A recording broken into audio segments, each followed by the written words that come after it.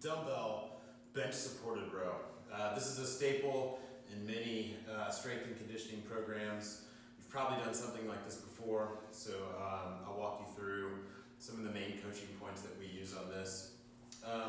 One thing in particular for dance populations is we want to pay attention to the supporting arm. So this is a bench supported row. This hand's going to be on the bench as I'm rowing.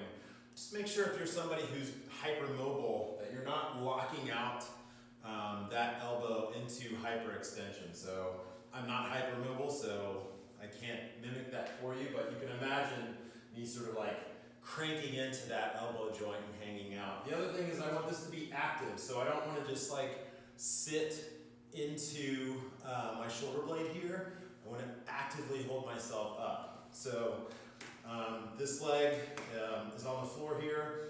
You also don't want to hyperextend that knee, so keep a soft athletic knee. At the bottom of the row, I'm going to reach, let that scapula come forward on the rib cage, and then I'm going to row.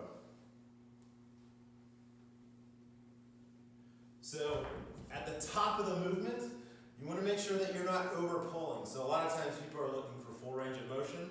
They'll let that elbow travel past the torso, and then we get anterior humeral movement. In other words, the big bone in your upper arm, your humerus, gets pushed forward as I pull too far. So the top of that row should just end in neutral as you are sort of pulling that shoulder blade into retraction here. So that is the bench supported row. Just keep those points in mind, particularly if you're hypermobile. And remember that this is a back exercise. So if you're just feeling this in your bicep, it means you're not actually tapping into that scapular movement on the rib cage, and you're just kind of moving your bicep back and forth. So really reach